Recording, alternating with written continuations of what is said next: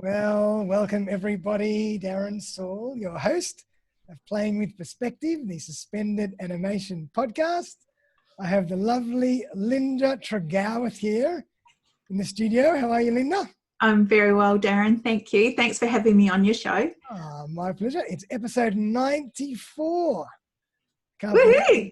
getting there. Almost at 100. What are you going to do for your 100th episode? Open up a bottle of champagne, I think. Yeah, I love it. Great idea. And the topic of today is courage is contagious. Now, obviously, this ties in fantastically to where we're at in our lives right now and where the world's at. So I'm really looking forward to diving in and exploring all the amazing insights and, experience around emotional intelligence that I can draw out of you.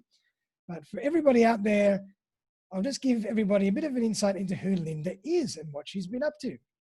So Lynda is a leadership coach specializing in emotional intelligence and shows leaders how to eliminate stress, reduce conflict, and lead with confidence in all areas of their life. She's passionate about how we turn up every day as our true self. Lynda has spent nearly 3 decades working with leaders, teams, and passionate people to help them unlock their full potential. But to do that, she first had to discover herself. Having had a few life-defining aha moments along the way, she overcame significant health issues and is now fit and healthy, built personal resilience, and has found her sweet spot. As a result, she's an expert in helping others release their fear, gain clarity, find their safe harbor, and enjoy calm confidence. Lynda is a student of life, travel, and human behavior, and loves everything to do with unlocking the unlimited potential within herself and others. There is only one thing more rewarding than experiencing your breakthroughs, and that is the breakthroughs that she sees with her clients. Lynda has qualifications including performance coaching, neuro-linguistic programming, matrix therapy, leadership and management. So welcome, Lynda. Thanks, Darren. That's Oh, a bit of a mouthful right there, isn't it? All of those. You have time to do all that. I know, right? That's the 30 years. My God, fantastic. Yeah. Oh, how it flies. Oh, how it flies indeed. Mm-hmm. Crazy. So maybe, Is there anything that I've missed? Is there anything you want to tell us a bit about your story that maybe people wouldn't have got out of that little intro? Well, just before we went live, you were asking me about my accent. So, yes, I'm a bit of a fence sitter. I've been in Australia for 16 years, but I call Melbourne home. And I think like a few Melburnians possibly thinking that, if things sort of in the current state stay as they are, we might jump ship and come to Sydney, just saying. Yeah, I mean, look, we feel for you down there. I know it's tough. I think you're halfway through your lockdown. Is that right? Week 4? Yeah. Week 4, and fingers crossed we can get out. I call myself a free range bird, so I do like to travel a bit and get out and about and see this beautiful country that we live in. So that's really important, I think, to pretty much anyone who's usually a homebody. The ability to get out and about is kind of needed more than ever, which is perfect for the subject we're going to talk about today. Yeah, it is actually. So look, let's kind of dive in. I mean, it's kind of a great indicator for where we're at the moment in the world. I mean, it's a tough time. There's been a lot of stress, a lot of anxiety. We need to be as courageous as we possibly can in these times, and we have to keep positive.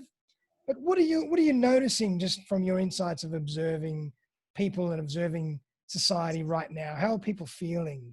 How are they coping? I talk to people right around the world with what I do, and there's similarities and differences. And certainly here in Australia, we've got different pockets of things that are happening that are affecting all of us in some way. And I think the underlying thing is, I use the word stress, but what I'm hearing is that people don't necessarily recognize they're in a period of stress or have experienced some levels of stress.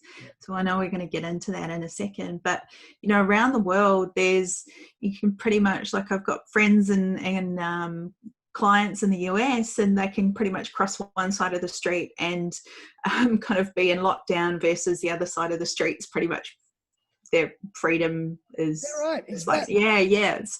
so I think it is, and it's interesting if you're having probably like some of the border towns here in between Victoria and New South Wales.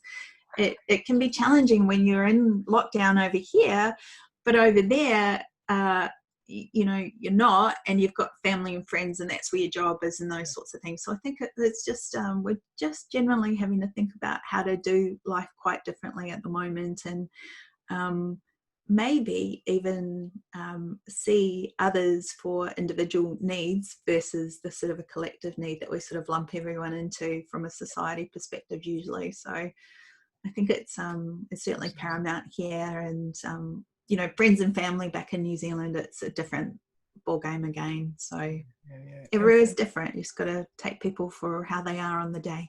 Absolutely. And one thing that I'm still amazed about is for me it's so surreal. This whole thing is still surreal after, I don't know, 4, 5, 6 months. It's still so surreal. And a lot of that stress that you mentioned probably is very subconscious with a lot of people. We're not conscious of the fact that we're even stressed because it's such a surreal, strange world, strange environment.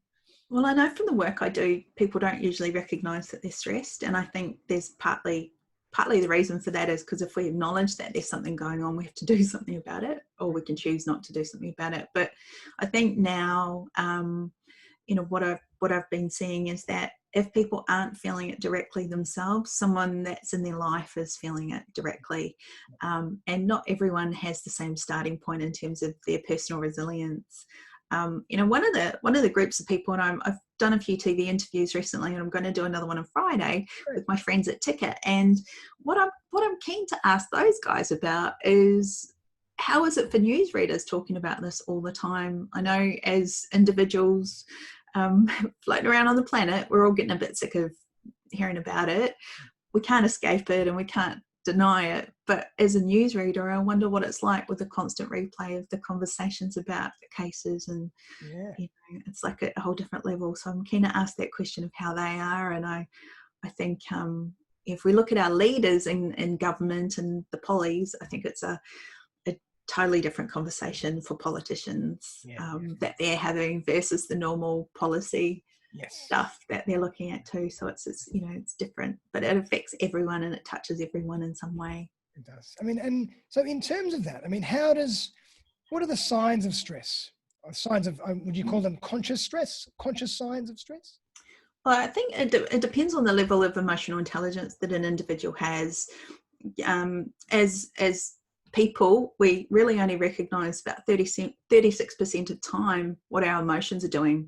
So if we don't have a good read on our emotions, then we can't really check in with ourselves. And I know a few months ago, I was talking to my special someone who lives interstate, and I said to him, I can't articulate how I'm feeling today because I'm not there yet and fully realizing what it is that I'm going through. And I knew that much, but I needed to digest it first. Now, some people never actually have that realization of what it is they're experiencing, and that's where that ripple effect starts playing out to the people around us. And if you look at relationships, so in a house with someone and just happen to be your other half, and all of a sudden they've gone quiet and they're not communicating as well, well, chances are there might not be anything wrong with you per se and what you've done. It just might be something that they're experiencing. So take a step back and have a moment to breathe and actually look at what they might be going through and ask some good questions versus reacting. And it's those little things, I think, where emotional intelligence really kicks in to play out, or what is actually really truly going on for that person versus, is it something that I've done wrong? I think Absolutely. But stress is paramount. I don't know anyone who's not impacted by it in some way at the moment. And to answer your question properly, so some of the signs of stress would be poor communication, mood swings. It could be, if someone's changing their language patterns or how they are presenting physically, if they're sort of like the body language has changed and they've curled up in a ball in some way, say the physical fetal position. It could be, are they making eye contact with you? Are they expressing themselves in a different way? have sleep patterns changed? Are you eating different things? And, you know, there's been a whole lot more purchasing of flour and prepackaged baked goods in supermarkets and things like that due to comfort eating. And alcohol. I know. These are the things, and toilet paper. These are the things that people have been investing their money in, the feel-good stuff. And you know, years and years and years ago, one of my first jobs was in cosmetics, and they would always say, it was Estee Lauder, and they would always say, in a time where there's hardship or people going through something, and it was, I think, World War II, the sale of lipsticks went up. So, you know, I'm kind of keen to check in and see where they're at with that. But it's what are those sort of patterns that are changing for that individual, and really knowing what it's like. I know for me, when I get stressed, it's that jigsaw puzzle I can't solve, and it keeps me awake at night. And when I get tired, I get a bit cranky. So yeah, I'm not alone there, I think. So no, definitely not. No. When I get stressed, I tend to eat. yeah. Food, you know. Well, I think we're all guilty of that, but I do tend to have if there's a reaction, I'll tend to go for a walk if I can, rather than sit on the couch with a bag of chips. Yeah, definitely. No, I love taking a little drive. Actually, that's my nice. best way that I just take 5 and calm down, and something about the rhythm of just driving around, even with no music. Maybe that's what your parents did when you were a baby. Yeah, maybe actually. You're in the car having a little sleep in the back seat. Well, be. It's good programming. I'll have to find out about that. Yeah. And so, Lynda, do you work generally with individuals or companies and corporates, or both? I've worked with both, and at the moment I've got a project going on with a beautiful new collaborator. He's fantastic. He's in the joinery industry, so I've got that going on. But I do also work with individuals, and I most of my career I've worked with corporates in some way. So you know, I think they've got a very different focus at the moment around what it is that they need to do for their staff and their employees. That's a little bit different than focused on performance, task-driven stuff. But I really work with individuals. My passion is working with individuals who are feeling a little bit blocked and don't know how to move forward in their life. And sometimes that's a leader in an organization, and sometimes it's individuals who just happen to be in leadership roles. But ultimately, we're all leaders of our own life anyway. So that's a really good point. You know, I'm glad you said that, because at the end of the day, and we were having a chat about this just before we started as well, is that we're all people, we're all human beings. Whatever role we play, you know, is whatever role we play. But at the end of the day, and whether it's corporate or individual, we're all just people. So it's a really, really good point. But if we have to dissect that just for a second, to analyze, you know, what might be different in terms of how to execute on certain strategies, from a corporate point of view, what do companies and leaders need to do to make sure that people are connected and less stressed, before we get into individuals?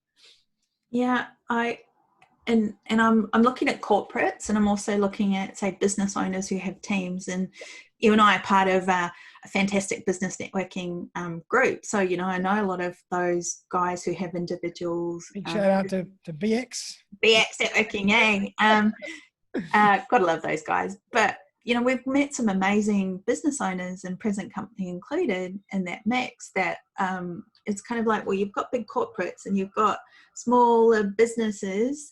The same sort of thing goes on. It's just that the smaller business owner would need to wear multiple hats. But the ultimate thing is, how do you set your leaders up for success? Now, if you're the owner of that business, you still have to do that. It's just that you forget to put your own oxygen mask on. But if I look at the bigger corporates, well, I think the bigger corporates, I was talking to someone about this morning, to my new partner in crime, if you like, collaborator, Bruce. Him and I were talking about, well, what's the ripple effect of how an organisation of any size, including the big corporates, have on our community and society. So, you know, I've worked for some really, really big corporates, some of the biggest ones here in Australia, and some pretty big ones in the UK as well.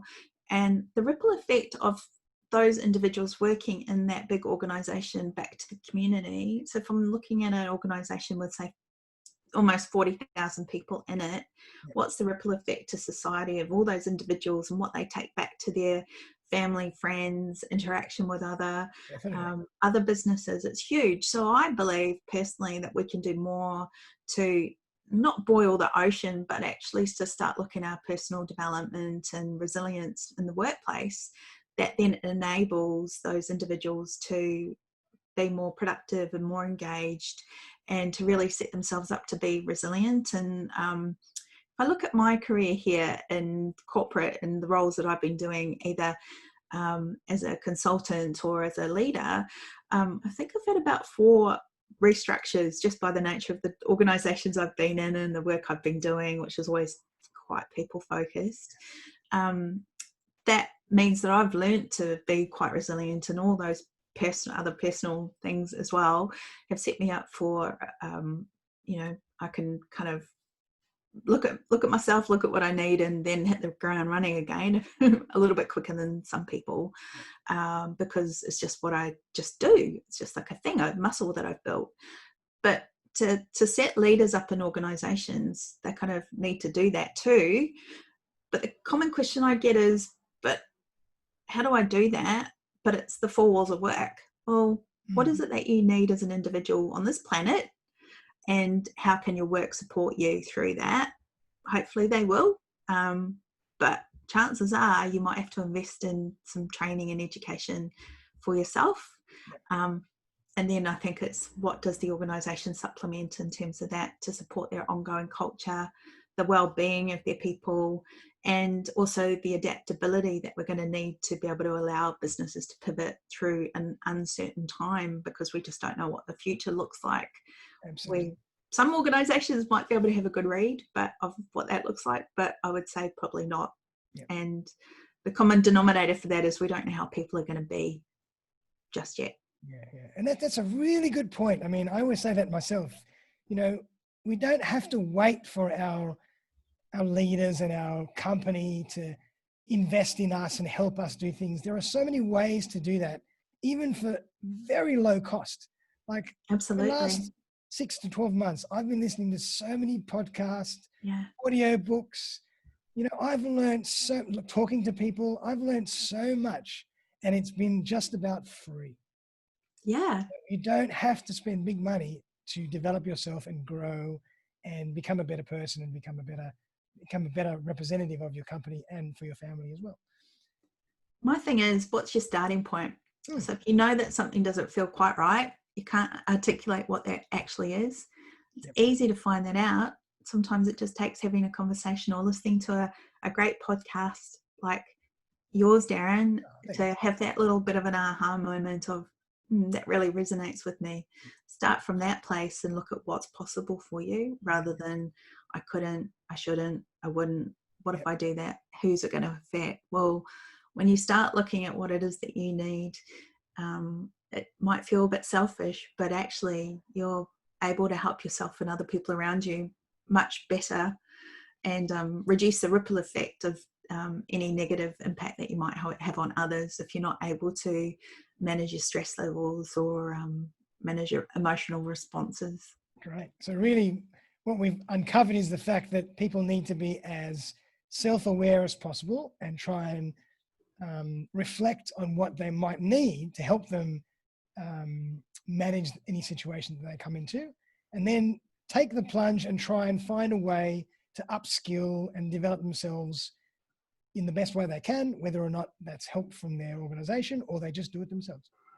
One of the questions I used to get asked when I was a leader in a big corporate was, can you pay for some training for me? And I'd say, yeah, let's have a chat about it. What is it that you're looking for?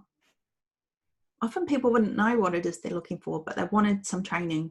Yeah. And I'd say, well, if we fund the training for you, I'm happy to have that chat with you, but it's got to be good use of your time, useful to you, beneficial to the organization, because that's, who's paying for the training potentially. But fundamentally, if it's not aligned to your goals, then you're not going to get any value out of it. And it's time that you've spent that's just not going to be good use of your time. So get really clear on what it is that you're trying to achieve. And if you don't know what that looks like for you, then there's lots and lots of resources that are almost free, if not free, to tap into to help you with that.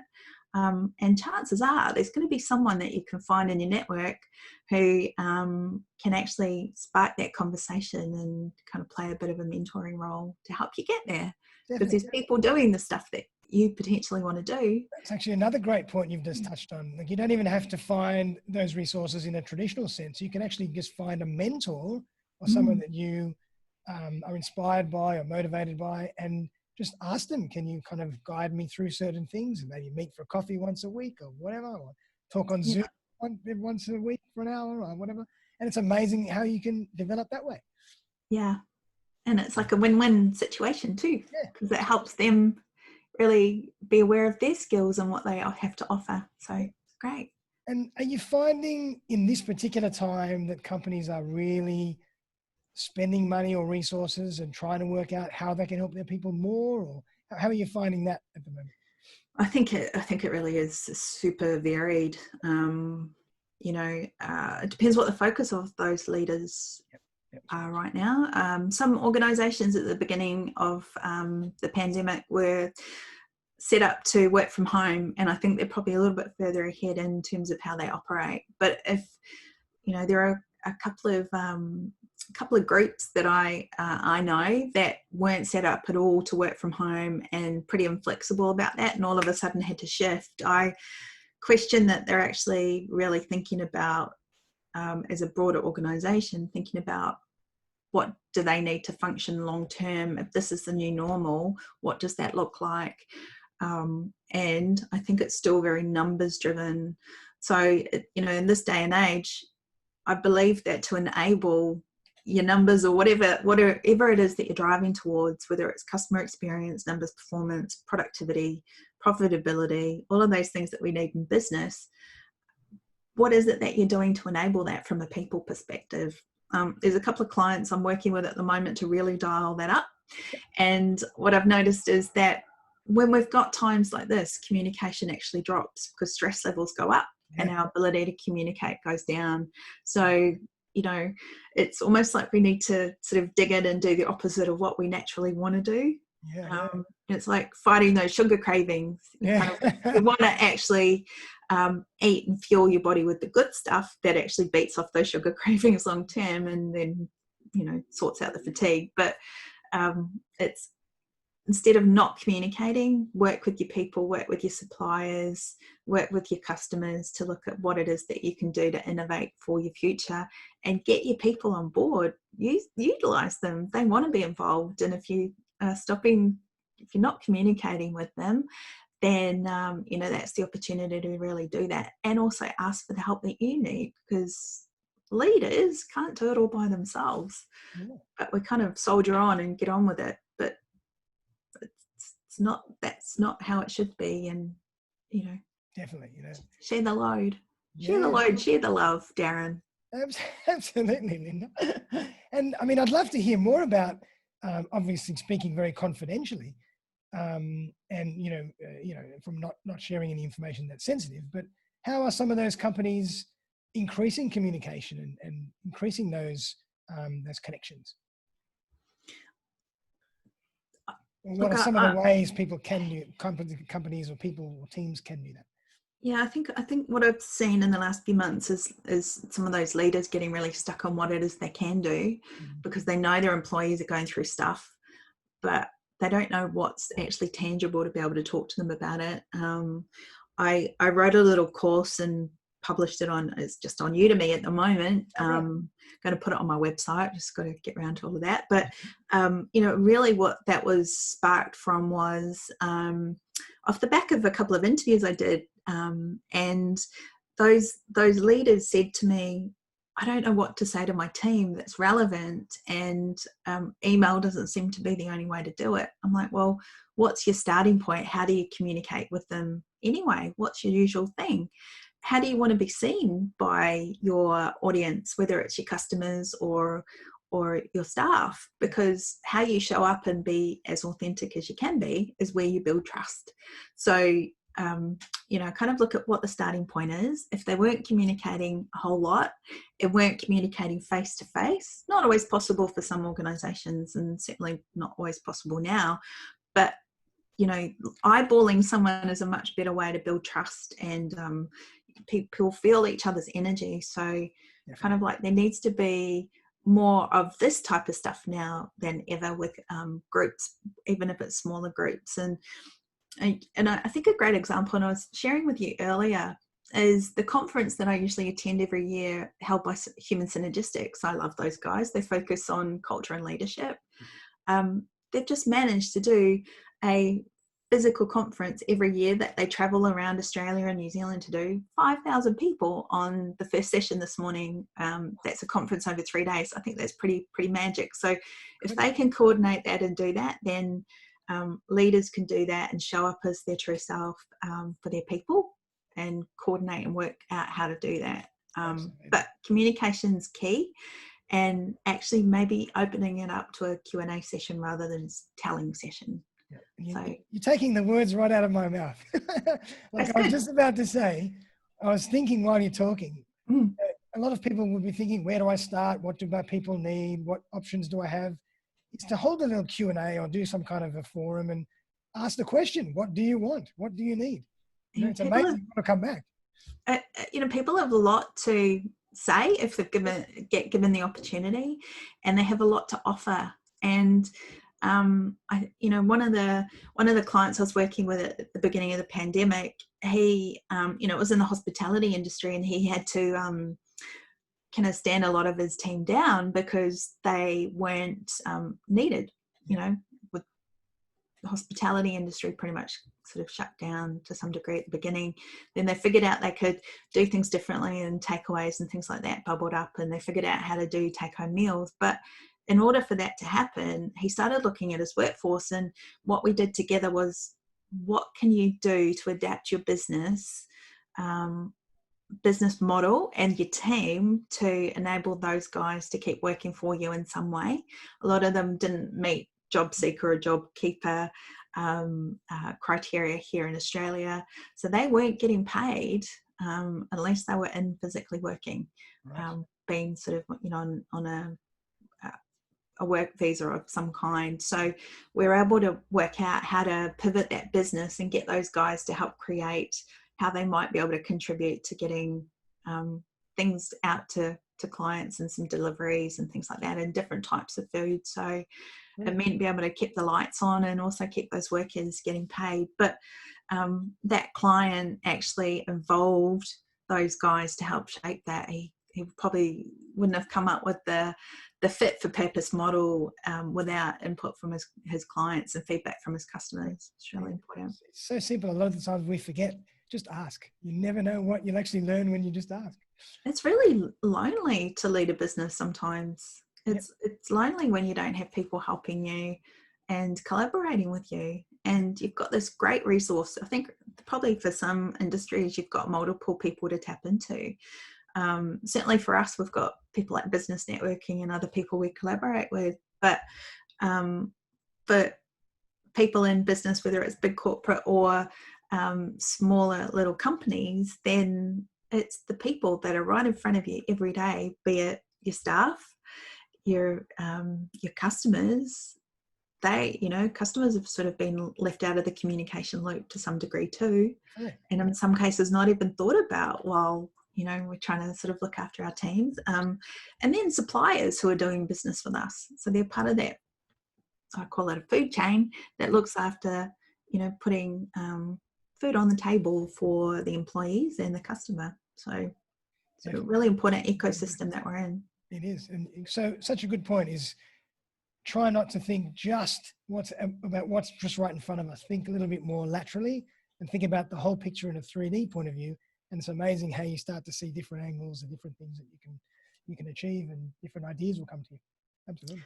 Well, that ecosystem then shapes how you run as an organisation, and it's really critical, especially if you're needing to have to pivot in some way.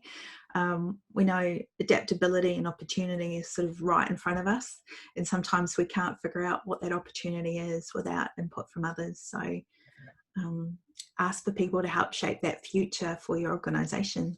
Yep. And as well, when you ask the question, sometimes you can save yourself a lot of time and effort, because if you don't ask and you go and, move down a strategy for 6 months and then realize that it wasn't really the best one, you might have saved yourself a lot of money and time if you just asked that question in the beginning. Yeah. I mean, look, there's things that I've had to shift and pivot in my business model. If I kind of look at the beginning of COVID, the clients that I had, really, if society's out buying toilet paper, they're not really spending money on their mindset, but it just meant that I had to interact with them in a different way. So, it's affected all of us in some way, but it just means that you have to get creative and you have to talk to the people that you're actually wanting to do business with to find out what they need, because their needs change, and now more than ever their needs are changing. I think we've all had to think about things differently. Indeed. Yeah. So Lynda, I could talk forever about this stuff. It's fantastic. We've touched on a big one there, which is communication. Are there any, what else comes to mind? Any, a couple of other really key strategies or key areas of work that key areas that people can identify to really work on in a way to increase connection, build a better culture, and reduce all their stress levels and build courage? Like any other things that you can type into? I've got a few stats here. Great. Mind if I share those stats with you? It's good to have a bit of data. So I think I might have mentioned it earlier. 69% of leaders are uncomfortable with communicating with their teams.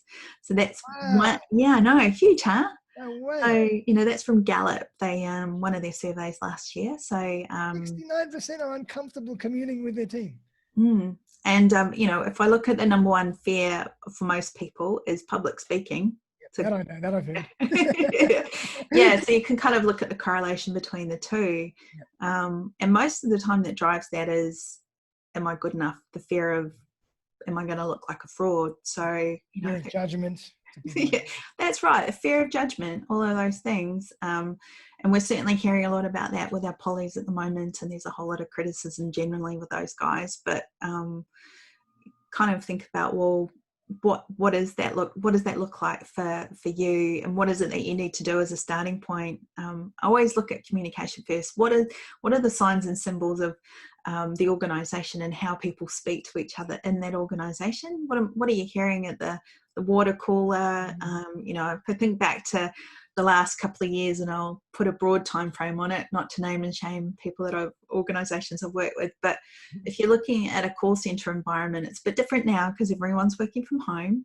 But if you've got a call center and people shouting in sort of inappropriate language in a call center or a work environment where there's customers on the phone or even colleagues around, that's sort of just a general sign and symbol of what's going on in the culture of that organization. So no one's setting the compass of what good looks like. So I kind of look at what that is for your team. How are your team communicating? What is it that you're saying, doing, sharing?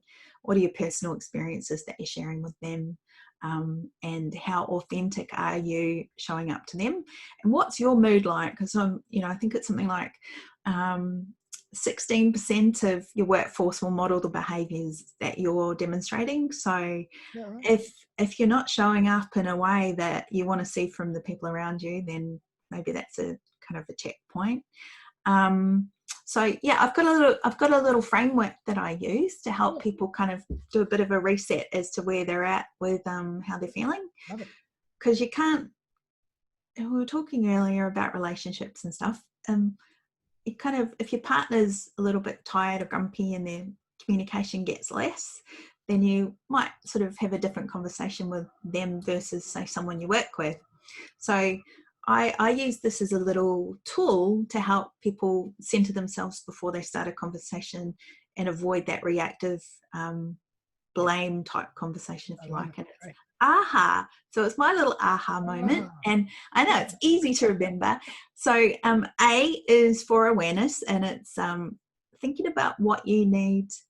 Put your oxygen mask on first before you start the conversation, and it helps you to sort of take a little bit of a step back and really look at what it is that people around you need, as well as your own personal needs first. Then the H is heart, and that's what's your intention for yourself and others. And this is a bit fluffy, but it's needed. What is the love that you have for yourself and others in that moment? And are you showing compassion for how you're communicating with that person and yourself? Because we know negative self-talk is not going to be a good thing. No. Just holds us back from achieving what we want to achieve. And then that leads on to the A is attitude. So how you choose to show up for yourself and others in that moment. So it's a nice little aha to remember what's going on, I reckon. Kind of like taking stock, reflecting, catching a breath. Catching your breath, understanding where you're at in the big picture, and then choosing the attitude to move forward with. Yeah.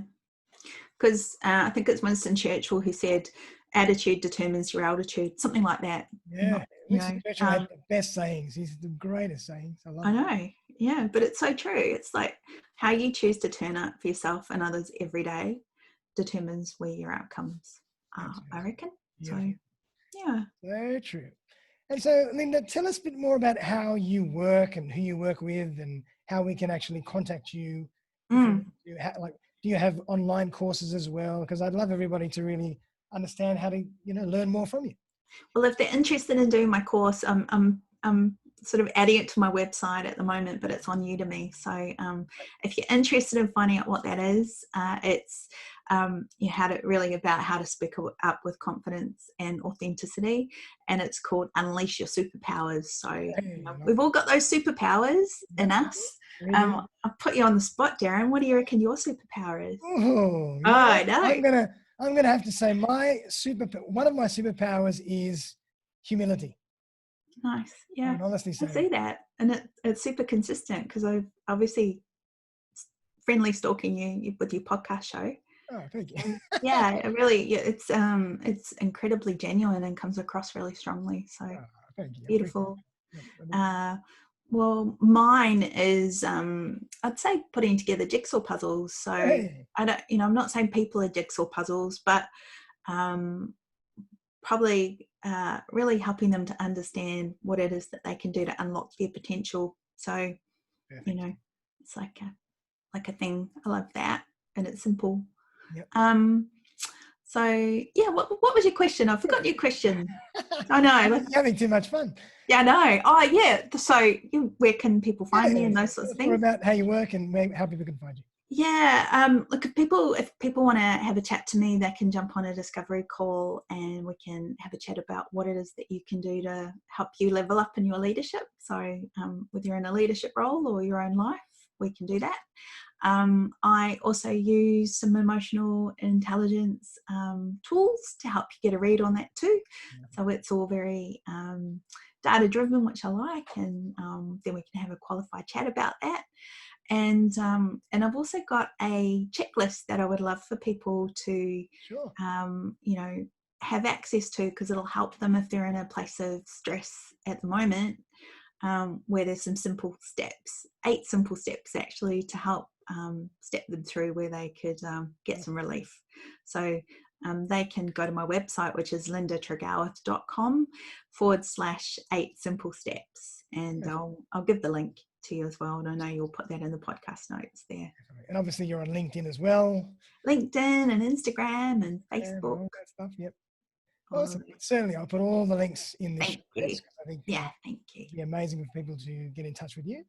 And do you work with individuals? You can work with corporates. You can do, larger webinars and training courses. Whatever people need, you can do it. Yeah, let's have a chat. There's like I said, I've got some work I'm doing at the moment with Bruce on collaborating with from thejoinerycoach.com.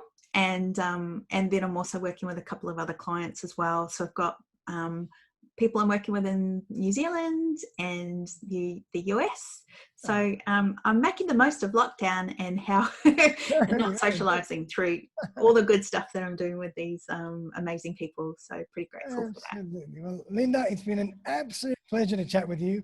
We could go on for hours. I know. I'd have to bring you back for round 2 and talk a bit more about some of the tools that you use for emotional intelligence, because that'd be a fascinating discussion. Oh, maybe we could do one with you, Darren, and then we could have a chat about it. Oh boy, now you're putting me on the spot. Oh my I know, but you would love it, like wearing your recruitment hat.